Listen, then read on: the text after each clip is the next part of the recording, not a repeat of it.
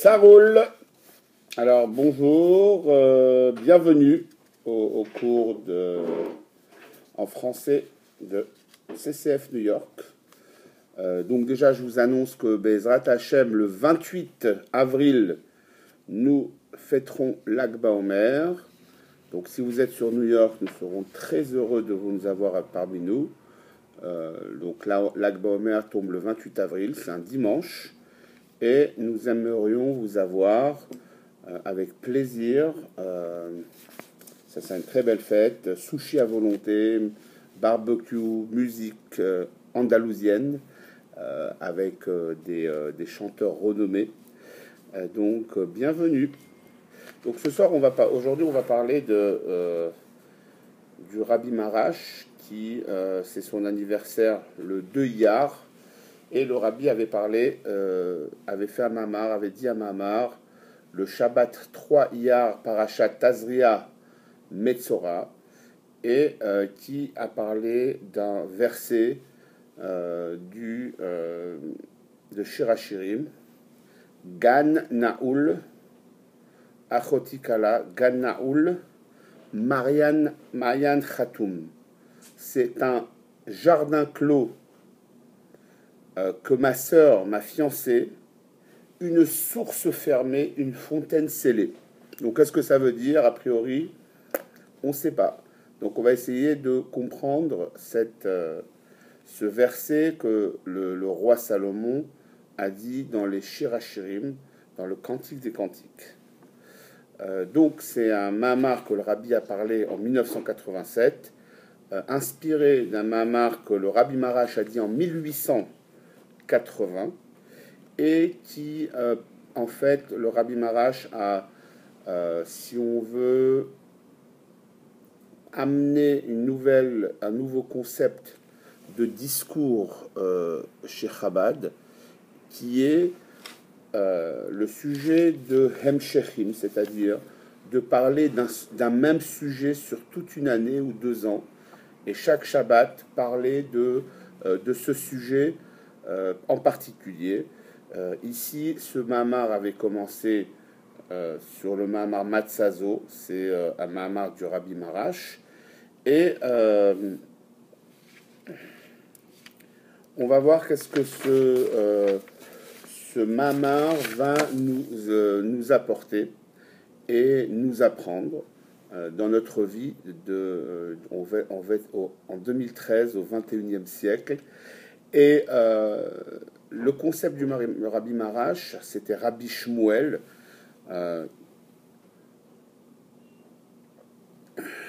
Et il a amené un nouveau concept dans le monde. C'est le sujet de l'Echatrila Riber.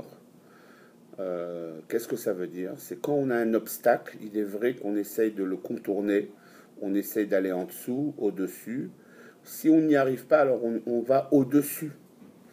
Le Rabbi Marash, il dit en premier instant, dès qu'on commence à avoir un obstacle, il faut le prendre et le régler, d'aller au-dessus de l'obstacle.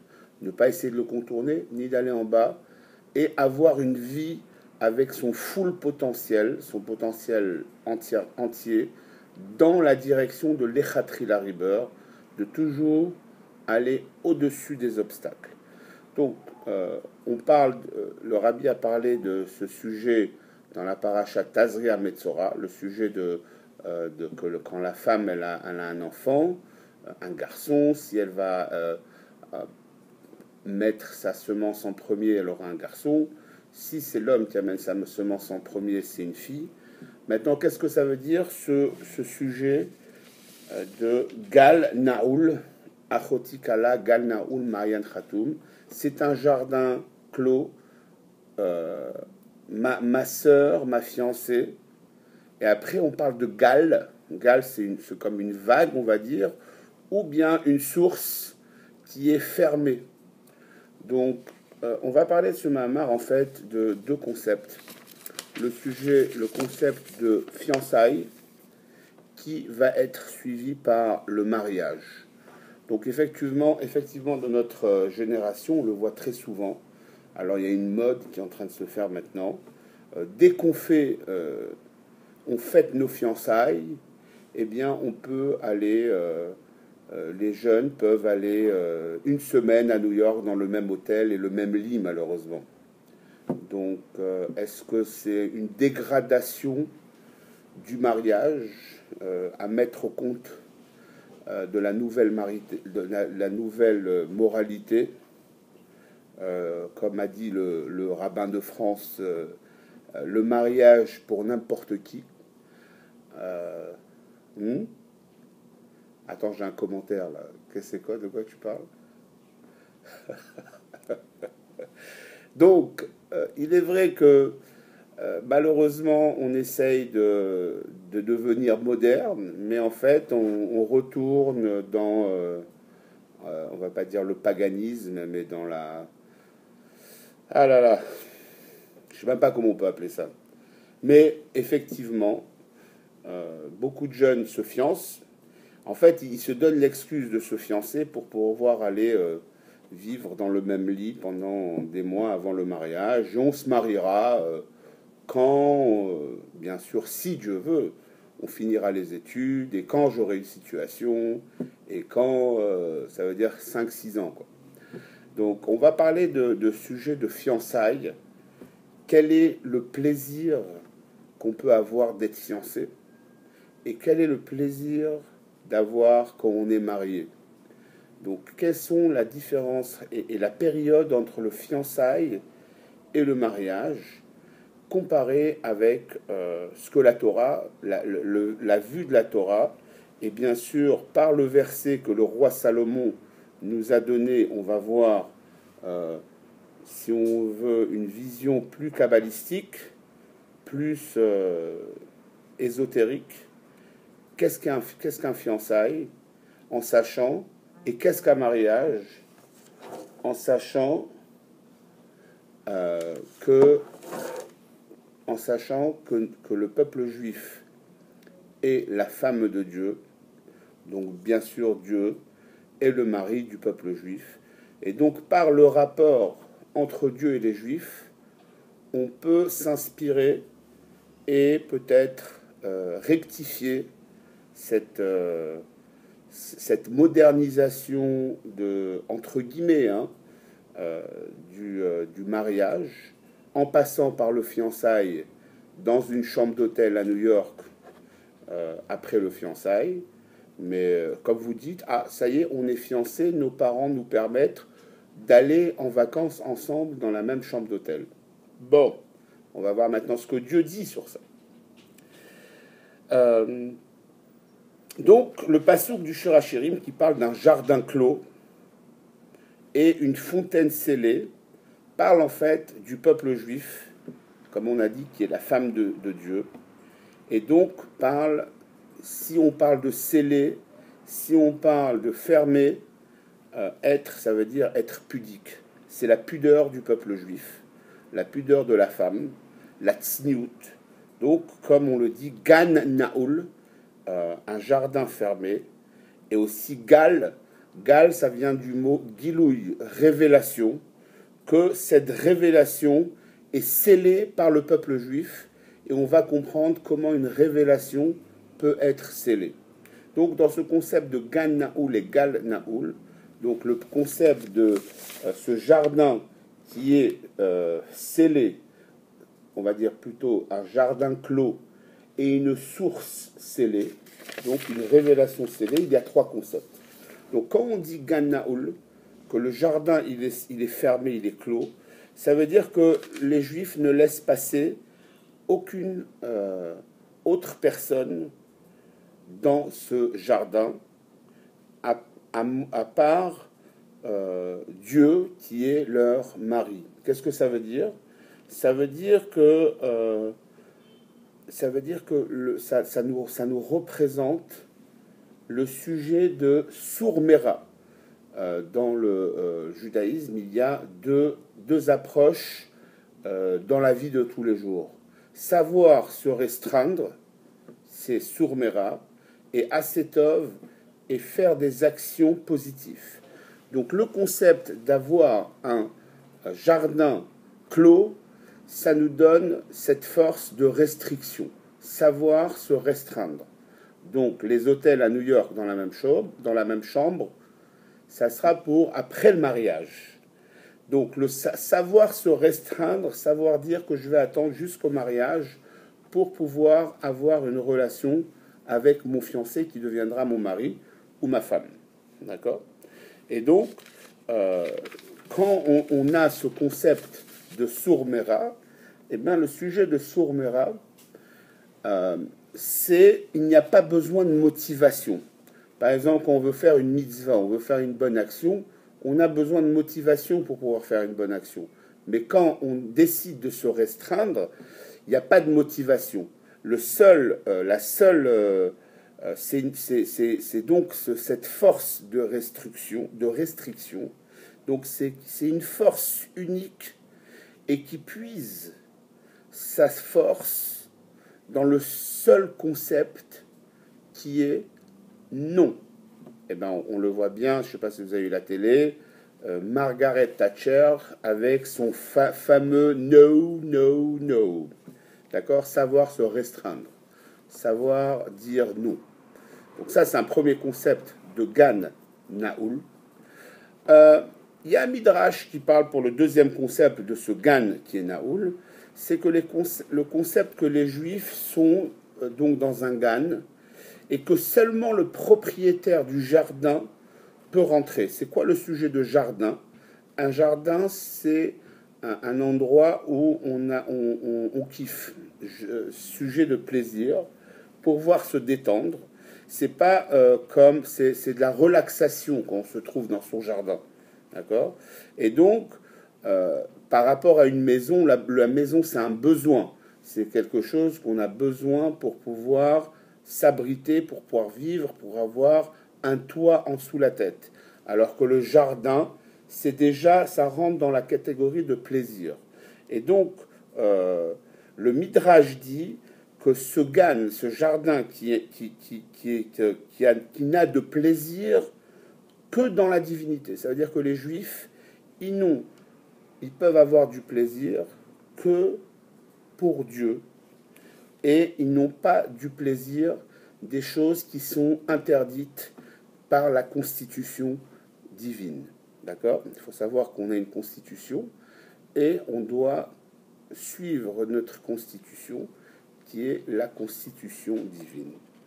Donc il est vrai que la nouvelle moralité veut casser cette constitution, veut casser le cercle familial. Il est vrai que malheureusement, il y a 50% de divorces dans le monde. Il y a beaucoup de problèmes avec les enfants à éduquer. Donc, il est vrai que certaines personnes veulent en profiter pour prendre ces enfants et les formater à leur façon. Mais ils ont encore une résistance de ceux qui veulent éduquer leurs enfants eux-mêmes. Et donc, il est certain qu'il y a une guerre pour pouvoir casser cette cellule familiale, pour que, en fait, tous les enfants du monde vont être éduqués par ces gens-là qui veulent, en fait, formater le monde à leur image et à une nouvelle moralité où tout est permis, qui est en fait de l'addiction. Troisième concept de ce Gan Naoul, c'est en fait que si on parle de plaisir, et on parle de plaisir de Dieu, en fait et on parle de jardin, donc on parle du jardin d'Éden, le Gan Éden. Donc, la question qui peut se poser, si on parle de jardin qui est fermé, pourquoi parle-t-on de Gan Éden? Et puisque il est vrai que le Gan Éden est exclusif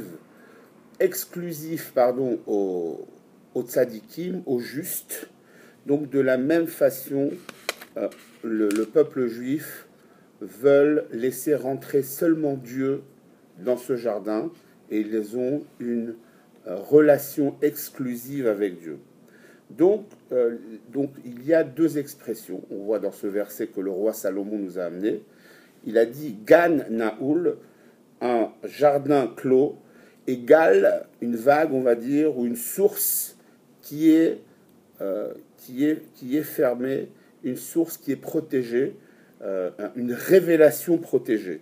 Donc on peut parler aussi de Gan Eden. Et donc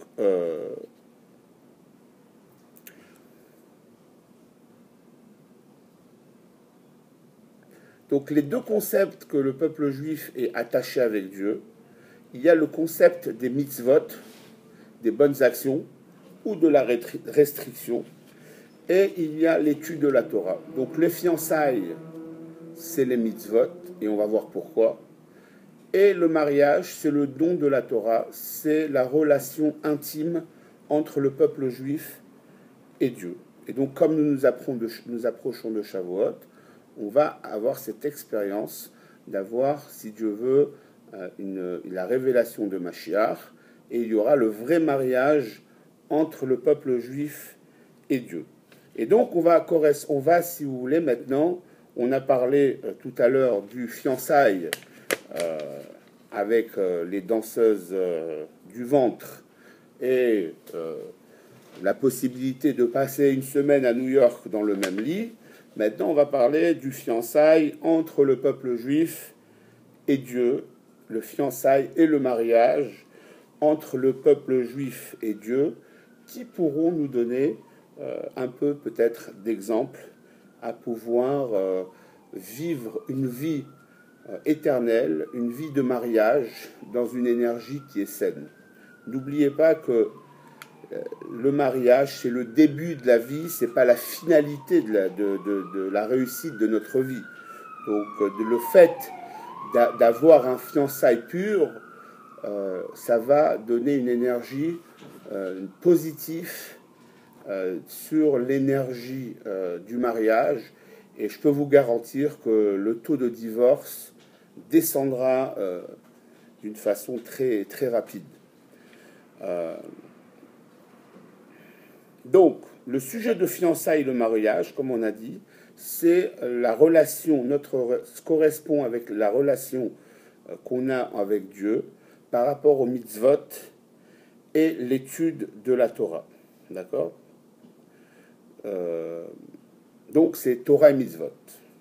Donc, Gan Naoul, c'est quoi ? C'est les Kiddushin. Donc, c'est quoi les Kiddushin ? Pour ceux qui se sont mariés, maintenant, quand on arrive sous la choupa, il y a 2 verres de vin. Il y a d'abord le sujet des Kiddushin, qu'on donne, on donne une pièce ou la bague à sa femme pour pouvoir acquérir sa femme, et de son plein gré, bien sûr. Et après, on fait un autre, les Sheva Brachot, sous la choupa, on lit la Ketouba, et donc après, il y a la relation intime qui suit la lecture de la Ketouba, etc. Donc il y a ces 2 verres de vin qui parlent des Hiroussines, qui sont les fiançailles, donc les Kiddushin. Et après, il y a les Nisuin, c'est le mariage, qui va amener à la relation intime. Avant, comment ça se passait ? Le mari donnait, les Kiddushin donnaient une pièce,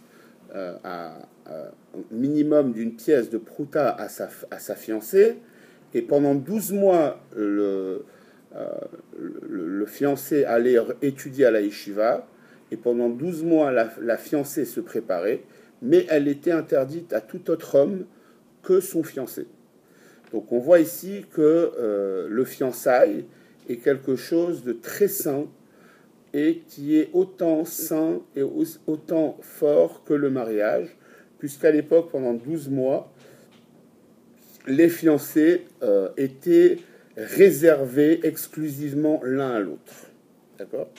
Donc, de la même façon, Dieu nous sanctifie avec les mitzvot qui représentent les fiançailles, comme c'est marqué, puisqu'on appelle le fiançailles, la bague, c'est les kiddushin, d'accord ? Donc c'est le sujet de kadosh, de sanctification. De la même façon, Dieu nous sanctifie avec les mitzvot, comme il est dit, Asher kideshanu be mitzvota vetzivanu. Donc il y a le mot kiddushin dedans, le sujet de sanctification. Donc les mitzvot, c'est la sanctification du peuple juif par Dieu à travers les mitzvot. Et donc c'est en même temps l'exclusivité du peuple juif pour Dieu. D'accord ? Et donc ça c'est, on voit ce sujet de Gan Naoul, que Dieu a l'exclusivité sur le peuple juif. On le voit dans la sortie d'Égypte. Donc tout le sujet de la sortie d'Égypte, ça représente le Gan, le jardin clos. Et le don de la Torah, c'est Gal, c'est cette révélation, le mariage entre le peuple juif et Dieu. Comment le Rabbi Marash explique ce verset? Il le compare avec un verset Kadeshenu bemitzvotecha veten chelkenu betoratecha. Kadeshenu, c'est sanctifie-nous avec tes mitzvot, veten chelkenu betoratecha, et donne-nous une part dans ta Torah, c'est-à-dire que il y a une part de Dieu qui est à l'intérieur de nous, donc il y a une fusion entre Dieu et nous, qui vont faire la relation intime. Donc, les mitzvot, c'est kadeshenu, sanctifie-nous, et la Torah ten chelkenu, donne notre part, betoratecha, à toi. D'accord ? Et donc, les mitzvot sont comparés aux fiançailles, aux kiddushin, et donc Dieu nous a donné la Torah, Dieu nous a donné les mitzvot. Il est vrai qu'on ne vit pas ensemble pour l'instant. Pourquoi ? Parce que ce n'est pas les mitzvot, ce n'est pas une relation avec Dieu qui est intime, qui est intérieure. C'est pas le sujet d'attachement avec Dieu, mais c'est d'être collé avec Dieu. Donc on sait qu'il y a le sujet de bécoute, sujet d'être collé comme une ceinture. Le Zohar, il amène l'exemple de la ceinture qui est collée aux hanches à la personne. Donc c'est quelque chose qui est collé, c'est une connexion proche. Mais l'homme et la femme n'habitent pas ensemble. Donc Dieu et nous, on n'habite pas ensemble par rapport au mitzvot qu'on a. Et après, il y a le sujet de hitkashrut, c'est d'être attaché, c'est-à-dire c'est plus intime, c'est plus intérieur. C'est rucha berucha, c'est de corps à corps. Et donc ça, c'est le sujet déjà de mariage, c'est le sujet de hitkashrut. Ça, c'est l'étude de la Torah. Donc c'est la révélation de la Torah. Donc, les mitzvot font que nous appartenons à Dieu, puisque nous faisons ces mitzvot, mais on ne vit pas ensemble. Quand Mashiach viendra, on aura la révélation la plus forte de la Torah, il y aura le vrai mariage. Mais Matan Torah déjà, le don de la Torah a été marqué par la relation intime entre Dieu et le peuple juif. Et donc, le mot chelkenu qu'on parle de la Torah, veten chelkenu, on voit notre part qui est attachée avec celle de Dieu, de betoratecha. Donc on voit la relation intime. Bien sûr, comme on a dit que les mitzvot, c'est quelque chose de superficiel, c'est quelque chose qui est collé, qui est proche comme cette ceinture, mais c'est pas quelque chose d'intérieur, c'est une connexion superficielle, puisque ça vient de la lumière divine qui entoure les mondes et pas celle qui remplit les mondes. Donc c'est quelque chose qui entoure, qui n'arrive pas à s'intégrer. On voit certaines mitzvot, c'est dans l'extérieur, on met les téphilines sur la tête, pas à l'intérieur. Mais quand même, donc les mitzvot, c'est quoi? C'est la volonté de Dieu. On sait que la volonté, c'est pas quelque chose qui se trouve à l'intérieur du corps, mais en dehors du corps. Alors que la Torah, elle s'exprime avec le mot chelek, c'est une partie de Dieu qui est dans nous. Donc c'est une relation avec l'essence divine. Cela veut dire que le peuple juif, lui, il a une relation avec Dieu à travers la Torah, même avant la création du monde. C'est-à-dire que le peuple juif, eux, Alou Bemarshava, ils étaient déjà dans l'intellect de Dieu, et la Torah aussi. Dieu, ça veut dire que les Juifs et la Torah ont été créés avant la création du monde. Les âmes juives étaient là déjà dans l'intérieur de Dieu. Et donc c'est pour ça qu'il y a deux relations entre un juif et Dieu. Il est vrai qu'il y a une relation à travers les mitzvot. Donc de faire les mitzvot, on a une relation avec Dieu, mais qui vient, qui est dans dans le contexte de la création du monde, puisque c'est quelque chose qui va avoir une évolution, et donc en faisant une mitzvah, on va faire la volonté divine, mais le sujet de la Torah, le fait qu'on étudie la Torah, la connexion du judaïsme et d'un juif avec Dieu, elle existe même s'il ne fait pas les mitzvot. Pourquoi? Parce qu'une âme juive, elle est connectée avec Dieu même avant la création du monde.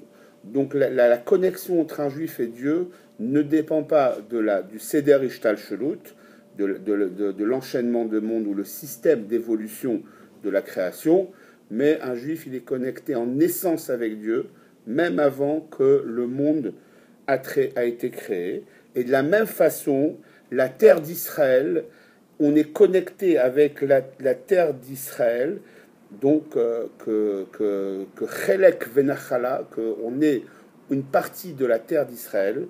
La relation entre la terre d'Israël et le peuple juif, elle est en essence et non pas politique, comme certaines veulent remplacer le peuple juif par d'autres peuples et dire que la terre d'Israël appartient à d'autres peuples. Sachez, messieurs de l'ONU, que la terre d'Israël appartient au peuple juif en essence depuis la création du monde, que Dieu a décidé de donner cette terre au peuple juif et à personne d'autre. Donc soyez gentils, laissez-nous tranquilles. Donc on voit ce concept de mitzvot qui viennent avant la Torah. D'accord? Les fiançailles, c'est avant le mariage. Donc comment on voit ça? On voit que Dieu a donné les mitzvot en sortant d'Égypte, avant de donner la Torah. Donc la preuve que le fiançailles vient avant le mariage, et que le fiançailles est comparé au mitzvot, et la Torah est comparée au mariage. Donc, qu'est-ce qu'on a reçu comme mitzvot avant le don de la Torah? On a reçu Rosh Chodesh, Korban Pessah, on a reçu le Shabbat, le Homer, et d'autres mitzvot encore, le Maaser. Et donc, il y a été une préparation à Matan Torah. Et donc, le concept des mitzvot qui vient rejoint le sujet de Gal Naoul, ce jardin qui est fermé, qui est clos. Pourquoi? C'est le sujet de Sourmera, savoir se restreindre. C'est le sujet des fiançailles. Et donc ce jardin fermé correspond au sujet de la restriction. Et donc après, on reçoit la Torah. C'est une révélation et donc une relation intime entre Dieu et le peuple juif, le sujet de Hasetov. Vous vous rappelez qu'il y a deux concepts dans le judaïsme pour pouvoir opérer tous les jours. Sourmera, c'est la restriction. Hasetov, c'est faire des actions positives. Donc révélation. Donc pour la révélation, il faut une inspiration, il faut qu'on puisse faire un effort, alors que la restriction, il faut juste savoir dire no, no, no. 3 fois no, et tout marche bien. Le Yetzer Hara, on ne parle pas avec lui. On lui dit non. Ça ne m'intéresse pas de parler avec toi. D'accord? Donc, on voit la même chose, ce même concept. Mitzvot d'abord, Torah après, fiançailles d'abord, qui donne une restriction et une exclusivité à son futur mari, et que son futur mari n'a pas besoin de prendre une chambre d'hôtel à 2 à New York pour pouvoir être fiancé. C'est pas comme ça qu'on fête les fiançailles, mais on attend le mariage. Et donc on voit le même concept dans la création du monde, qui commence comment? Bereshit bara, ça commence avec la lettre Bet, alors que normalement on aurait dû vouloir commencer la Torah avec la lettre Aleph, qui représente Dieu, Aloufo Shalolam. Non, on a attendu jusqu'à Matan Torah pour utiliser la lettre Aleph, qui est la lettre de Anochi Hashem Elokecha, je suis ton Dieu. Donc la lettre Aleph, Dieu se manifeste qu'après Matan Torah. Donc d'abord il y a la relation des mitzvot, le fiançailles, mariage, à Matan Torah, et on le voit aussi dans la création du monde. Et donc, comment commence qu'est-ce qu'il dit dans la création du monde? Il est dit Koach Maasav Higid Le'amo, la tête lahem nachalat goyim. Dieu a donné la force de ses actions au peuple juif pour pouvoir leur donner nachalat goyim, la terre d'Israël, qui bien sûr appartient encore une fois au peuple juif. Prière d'aviser. Donc, on parle de la terre. Pourquoi on parle Nachalat Goïm, de la terre? Encore une fois, la terre représente quoi? Représente les mitzvot.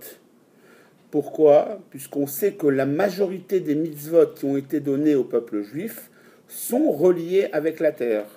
Le Maaser, la Teruma, la Shemitah, tout ce qui est lié avec la terre, c'est la terre d'Israël. Les mitzvot ont été donnés. Encore une preuve que nous sommes connectés avec la terre d'Israël en essence et non politiquement. Donc, on voit que la création du monde, c'est les mitzvot, puisqu'on parle de la terre, la tête lahem nachalat goyim. Okay. Et le Matan Torah commence avec un Aleph, qui est le mariage. Donc, on voit encore une fois, dans la création du monde, le sujet de fiançailles et de mariage. Et donc, pour récapituler tout ça, avant le don de la Torah, on a eu des mitzvot, qui sont par exemple, encore une fois, le Korban Pessah, Sfirat Omer. Et donc, pourquoi faire? Pour arriver à une révélation de la lumière divine au moment de Shavuot. D'accord? Et donc, la même chose tous les jours d'un juif, où une personne, d'abord commence par des mitzvot, après va étudier la Torah. Par exemple, une personne se lève, première chose qu'on fait, c'est on se lave les mains, on dit Modéani, on se lave les mains, on s'habille, on fait la tfila, on met les téphilines, on donne la tzedaka, et après on passe à l'étude de la Torah. Donc on voit encore une fois le fiançailles, le mariage, dans notre vie de tous les jours, qu'il y a d'abord les mitzvot, et il y a le sujet de mariage. Et donc, pour revenir au roi Salomon et Shirachirim, quand il dit Gan Naoul, donc c'est les mitzvot, le jardin clos, c'est les mitzvot. Gal Naoul, c'est en fait la Torah d'une lachon Giloui, révélation Gal, c'est comme une vague, mais c'est Giloui, c'est une source qui est fermée, mais une révélation exclusive avec Dieu. Donc, quand on dit Gan Naoul, le jardin clos, c'est en fait une relation exclusive, un jardin qui est exclusif avec son fiancé. Et donc,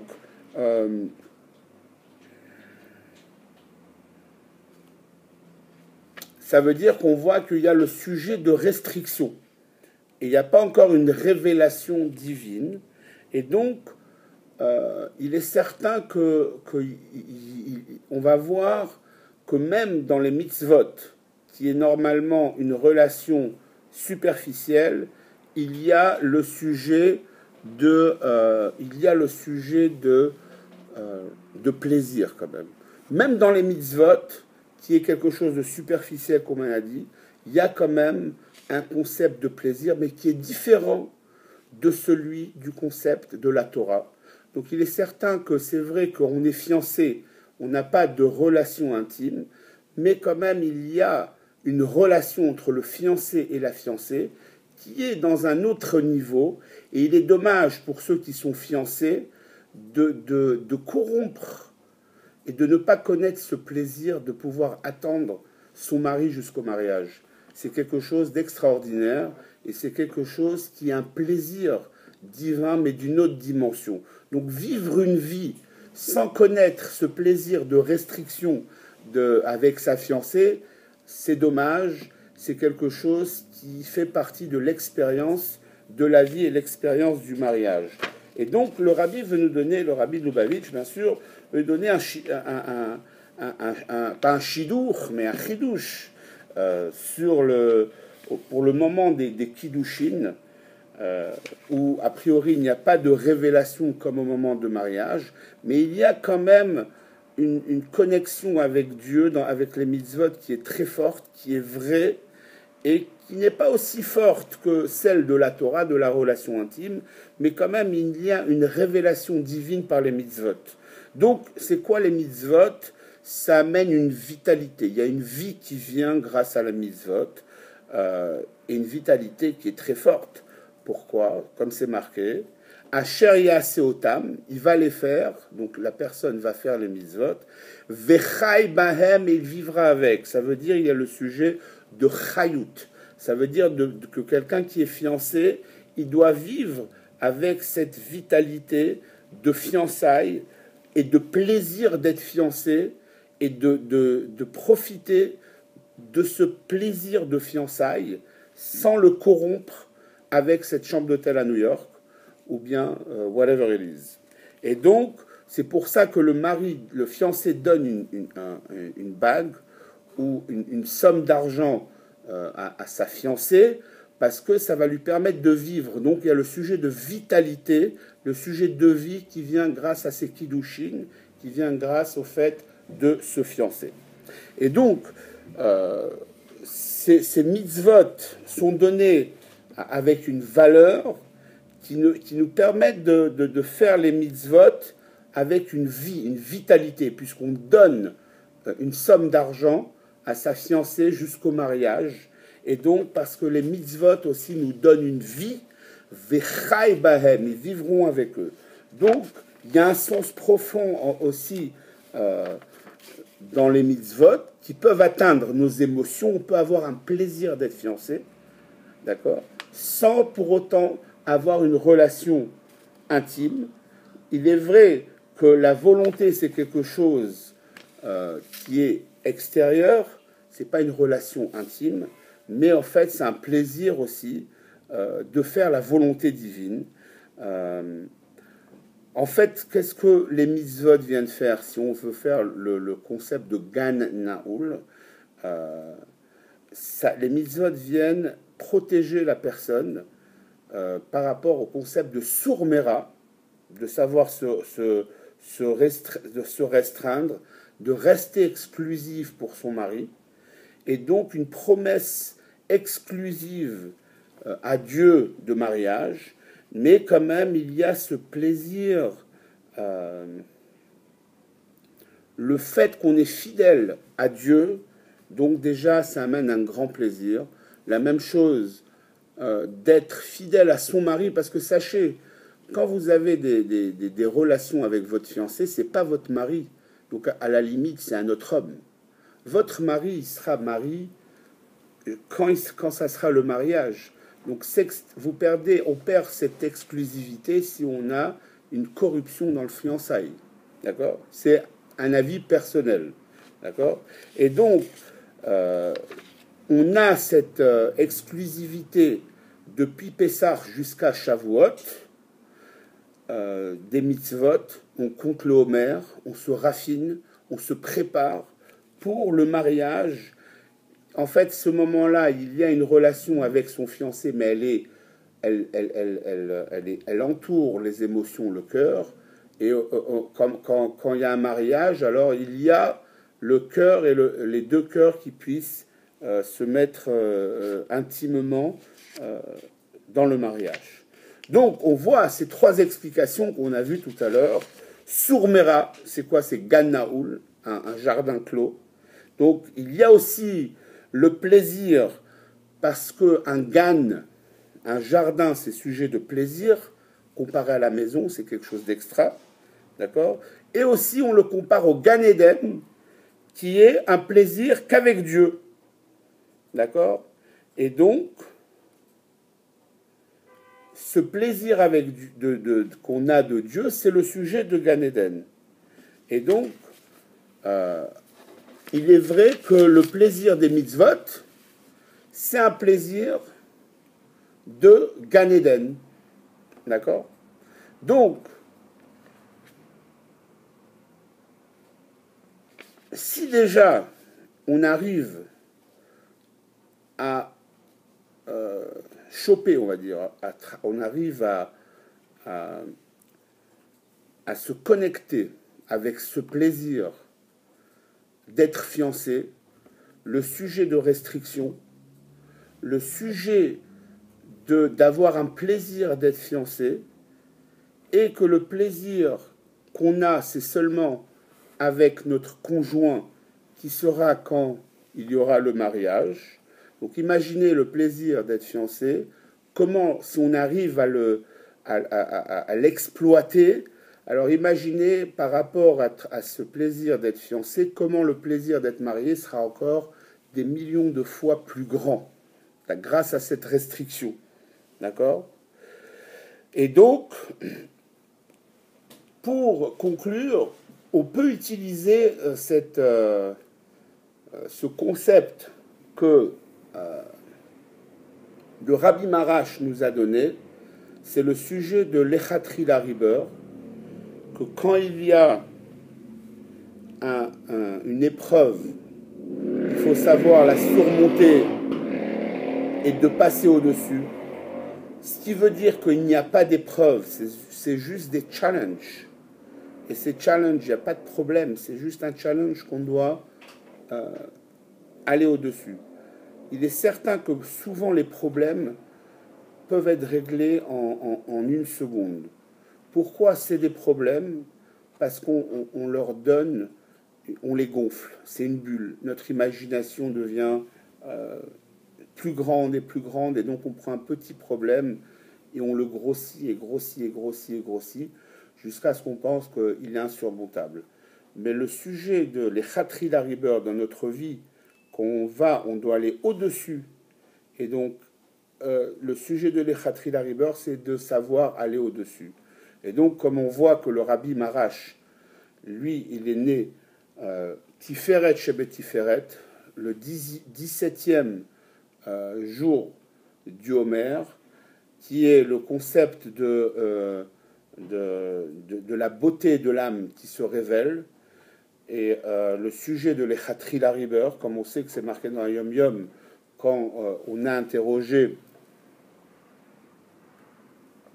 le Rabbi Marash, et ils ont vu que c'était quelqu'un d'extraordinaire quand il avait déjà 7 ans, c'était un géant en Torah, et on a demandé au Tzemar Tzedek comment c'est possible qu'il soit tellement géant en Torah, et le Tzemar Tzedek a dit que voulez-vous d'un enfant qui est né le jour de Tiferet Shebet Tiferet, c'est l'émerveillement de l'émerveillement, le sujet de compassion, le sujet de beauté de l'âme, de la révélation de l'âme. Et donc, le sujet de l'Echatri Lariber, il ne faut pas seulement l'avoir quand on commence un projet, mais ce sujet de l'Echatri Lariber doit être un axiome pour notre vie. Ça doit être tous les jours cette énergie de l'Echatri Lariber. La preuve, c'est que le Homer, on le compte jour par jour, c'est-à-dire chaque jour il a son travail, et dans chaque jour du Homer, on peut rentrer le concept de l'Echatri Lariber, et dans chaque chose que l'on fait, on doit mettre le concept de l'Echatri Lariber. Et donc il faut savoir qu'il est vrai qu'il y a cette mode en France ou dans le monde que le fiançailles, c'est une permission d'aller faire un voyage sur New York et dormir dans la même chambre. Eh ben, il faut utiliser ce l'Echatri Lariber et profiter de ces moments de fiançailles pour avoir un plaisir qui est comparé à ceux des mitzvot, qui est un plaisir que peut-être on ne veut pas savoir, on ne veut pas connaître, mais c'est un plaisir qui est très fort, qui va amener un plus grand plaisir quand il y aura le mariage, et que nous souhaitons à tout le monde Mazal Tov pour leur mariage. On va arriver avec l'Echatri Lariber, avec ce concept de l'Echatri Lariber, au plus grand mariage de l'histoire. C'est le mariage entre le peuple juif et Dieu, comme Mashiach viendra. Très bonne fête de l'Ag BaOmer. On espère vous voir à Lag BaOmer. En tout cas, pour le Shabbat, vous êtes toujours les bienvenus. Vous pouvez vous enregistrer sur CCF New York, CCF comme la banque, Charlie Frank, New York, NEWYORK.com, ou vous tapez Bet Chabad francophone de New York, ou bien Chabad francophone de New York, juif français de New York, passez Shabbat à New York, et puis notre cher ami Google vous donnera nos informations. Eh bien, à bientôt, et j'espère que tout ira bien, et que Mashiach now, très bientôt.